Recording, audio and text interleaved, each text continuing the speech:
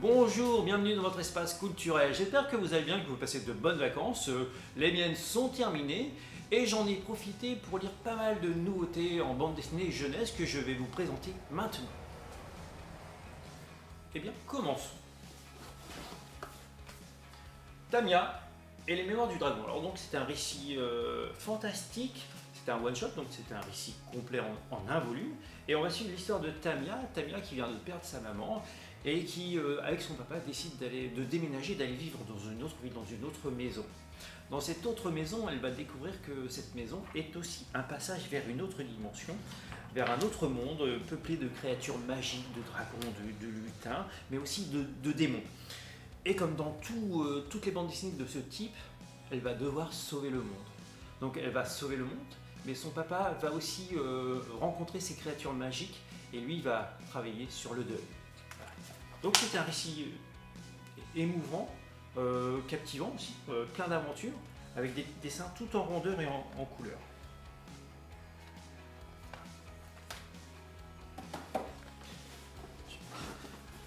Le titre suivant c'est Aldo et Rosa. Là c'est une histoire d'amitié. Une histoire d'amitié entre tous ces différents personnages. Et Rosa, elle a un ami imaginaire qui s'appelle Aldo. Donc elle est un peu repliée sur elle-même, elle est un peu solitaire, mais dans sa nouvelle classe, elle va se faire de nouveaux amis. Et elle va s'apercevoir que ces nouveaux amis ont tous également un ami imaginaire. Mais c'est pas tout, hein, c'est pas qu'une histoire d'amis imaginaires, c'est aussi une histoire d'amitié, c'est une histoire vous allez voir, de concours, parce qu'ils vont gagner un concours qui va les entraîner sur un concours national. Bon, on va dire la vérité, ils ont un peu triché. Mais ça va permettre vraiment de lier des liens entre tous ces personnages, et peut-être entre tous ces amis imaginaires, qui après tout sont peut-être pas si imaginaires que ça. Voilà. Un récit complet qui nous vient d'Italie. Le mystère du lac est une bande dessinée fantastique, c'est un récit complet en un volume, et c'est l'histoire d'Iris et de Sam qui sont amis d'enfance.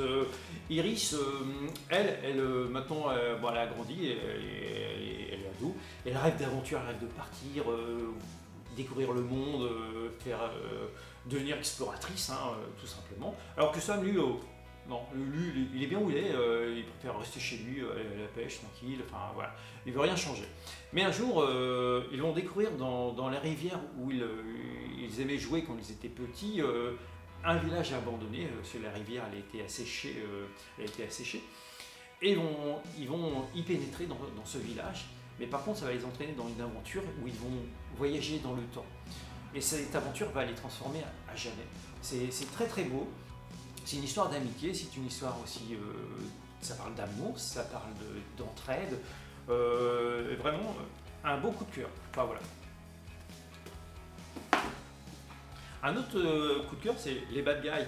Là, on va suivre les aventures de 4 personnages. 4 personnages à la réputation assez mauvaise, le serpent, le loup, le requin et le pirate. Pendant tout l'album, ils vont essayer de vous faire comprendre que ce sont vraiment des gens sympathiques, que ce sont vraiment, ils sont là, ils aiment tout le monde, ils sont là pour aider, et que vraiment cette réputation-là, voilà, c'est pas eux quoi. Voilà. Donc ils vont essayer de vous convertir. C'est hyper drôle. On continue avec Elle. Elle est une série, Elle au pluriel, parce qu'on va suivre les aventures de Elle, qui s'appelle Elle au singulier, mais qui a plusieurs personnalités. Alors attention, elle n'est pas schizo, elle n'est pas bipolaire, elle est autre chose. Mais qu'est-ce qu'elle est, on ne sait pas. Alors ses amis vont commencer à enquêter, parce qu'il y a aussi toute une organisation secrète qui essaye de la kidnapper pour la récupérer pour certainement des expériences. Donc voilà, c'est tout un mystère, c'est une bande dessinée fantastique, en plusieurs volumes.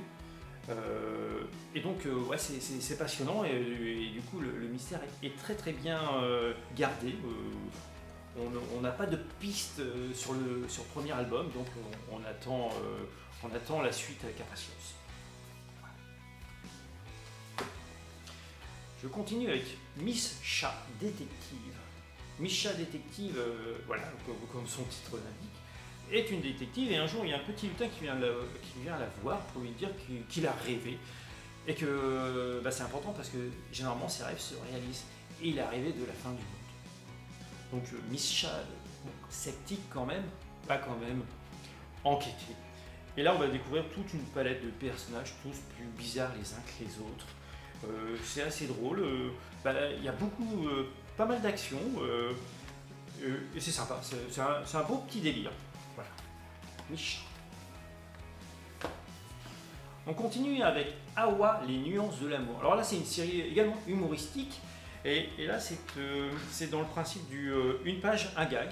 Et là on va suivre Awa qui a 7 ans et on va suivre ce qu'elle vit au quotidien. Donc c'est sa vision au quotidien, comment elle voit ses parents, comment elle voit sa grande sœur et les histoires d'amour que sa grande sœur peut avoir, comment elle voit ses amis, comment elle voit ses tantes. Enfin voilà, c'est vraiment une vision d'enfant avec à chaque fois un petit gag, une petite chute rigolote. Gaston Grognon, Orange stressé.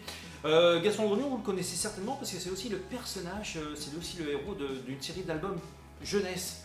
Gaston Grognon est un petit singe qui, dans cette histoire-là, qui a pour habitude tous les mercredis matins d'aller se promener seul en forêt avec sa petite orange. C'est son petit moment où il va pouvoir déstresser, où il va pouvoir méditer et passer après le reste de la semaine tranquille. Mais on ne sait pas pourquoi, ce mercredi-là, ça ne se passe pas comme lui l'aurait souhaité. Tout va commencer par la rencontre du gorille.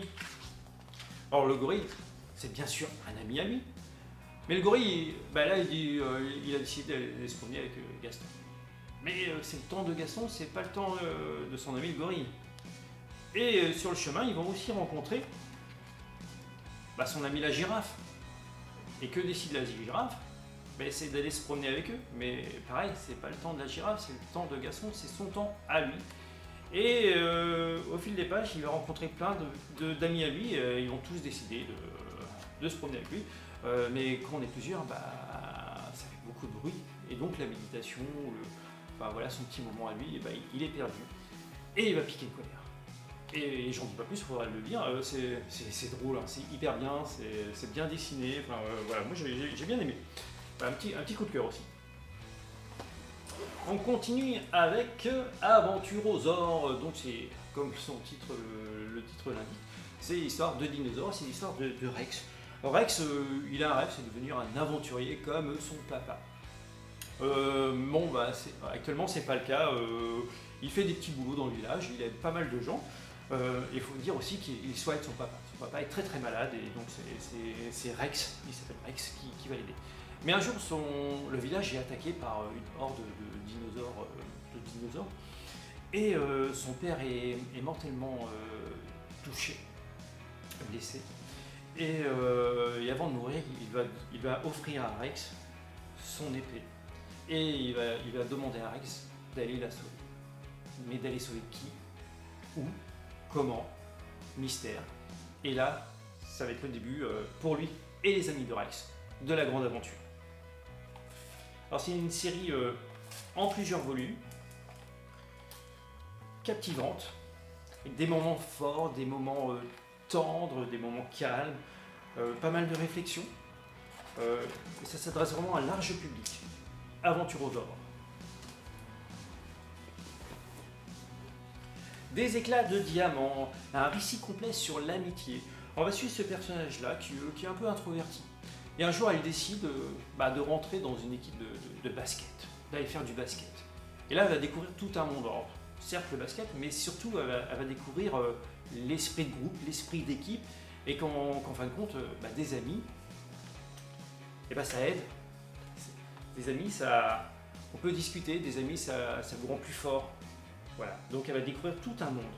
Alors, l'originalité de cette bande dessinée-là, c'est pas l'amitié, c'est un classique dans la bande dessinée ou dans le roman, mais c'est surtout les dessins tout en rondeur et avec des couleurs assez différentes, avec une prédominance pour le violet.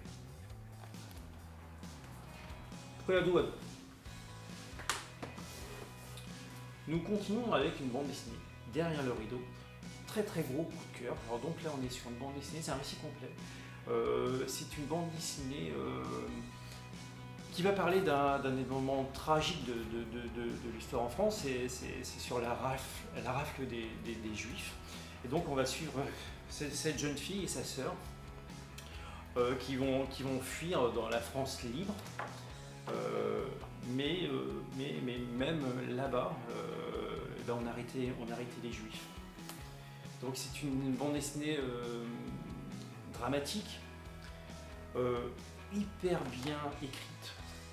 Franchement, il y a beaucoup d'émotions dans ce titre, hyper bien dessiné. C'est vraiment un gros coup de cœur. Et je sais que vous aimez bien les titres sur la guerre. Et donc celui-là, je pense que c'est un top. Ouais. Quelque chose de plus léger, c'est La Petite Évasion. Alors, La Petite Évasion, c'est l'histoire de 4 personnages qui n'ont rien à voir, à part peut-être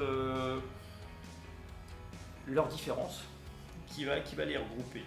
On va suivre cette petite araignée là. Alors cette petite araignée là, ils n'ont pas de nom, c'est l'araignée, la mouche, le luciole et le bourdon. Ce sont des enfants, et ces enfants-là ont tous été mis dans une école pour réapprendre, pour apprendre. L'école est tenue par un vieux bourdon grognon. Et ils vont apprendre, qu'est-ce qu'ils vont apprendre? Pour l'araignée à faire des belles toiles, parce qu'elle fait des toiles un peu... il n'y a rien de symétrique, c'est vraiment du n'importe quoi. La mouche, elle est née avec des dents, et les mouches, ça n'a pas de dents, et donc du coup, elle part un peu bizarrement. Le luciole, il éclaire pas beaucoup, donc il faut qu'il travaille son éclairage, quoi, si on peut dire. Et le bourdon, lui, il passe son temps à pleurer. Voilà. Et donc, ils ont été mis dans cette école un peu spéciale. Bon, si on peut appeler ça une école, ils ont été mis en garde. C'est un scarabée qui va les garder pour les former. Mais le scarabée, on va vite comprendre que le scarabée, lui, il s'en manque un petit peu. Et ces petits personnages-là vont s'enfuir pour aller vivre, pour aller grandir et vivre ailleurs. C'est mignon, il y a des petites scénettes rigolotes, c'est pour les plus petits, c'est assez sympa sur les insectes. Alors, le Chihuahua. Bande dessinée humoristique, hyper drôle. C'est l'histoire de Sam. De Sam qui change d'école. Sa maman l'a inscrite dans une nouvelle école. Mais ils n'ont pas fait gaffe, ils n'ont pas fait attention. C'est une école de monstres ou de créatures toutes plus étranges les unes que les autres. Et donc lui il est un simple petit garçon. Et donc il va découvrir tout un monde un peu flippant, quoi. Et mais attention, c'est une bande dessinée d'humour. Chaque page est un gag et chaque page a un auteur différent. Enfin, c'est 4 auteurs qui écrivent cette bande dessinée là. Et chaque auteur fait une page de la bande dessinée. Donc avec des styles à chaque fois différents. On voit bien. Mais chaque auteur fait donc une page différente, mais au final, ça fait une histoire qui se suit. On va voir comment Sam va évoluer dans cette école avec toutes ces créatures magiques. Bien sûr, il va se faire une copine, mais il ne sait pas encore que c'est une sorcière. Son professeur, c'est un poulpe géant, mais il y a aussi des démons, il y a plein de créatures. C'est vraiment très très drôle. Je le conseille. Chihuahua. On continue avec Genpet. Donc là, ça se passe dans le futur. C'est un récit complet. Et on va suivre ce petit héros. Son papa décide de lui offrir un Genpet. Alors un Genpet, c'est quoi? C'est un animal génétiquement modifié. Et ce Genpet aura pour mission de protéger ce petit garçon parce que le papa, il y a quelques années, il a un peu fricoté avec la mafia. Et donc il veut protéger son fils. On ne sait jamais, il peut y avoir des revanches de la mafia, des attaques de la mafia. Et Genpet, il va faire plus que son boulot, quoi. Ils vont devenir... Enfin, vous allez voir. Alors c'est bourré d'action, d'aventure, il y a des courses-poursuites en voiture, il y a des créatures mignonnes qui se transforment en monstres gigantesques, il y a des combats de monstres. Ça va vraiment plaire, c'est bourré d'action, c'est survitaminé et c'est un récit complet. avec un dessin plutôt moderne. Voilà, c'est un bon titre d'action. Et on termine avec Clara et les ombres. Clara et les ombres, c'est une histoire toujours récit complet, une histoire fantastique. Et on va suivre Clara et ces personnages-là. C'est des amis de l'école. Clara vient d'emménager dans une nouvelle ville, dans une nouvelle maison et bien sûr une nouvelle école.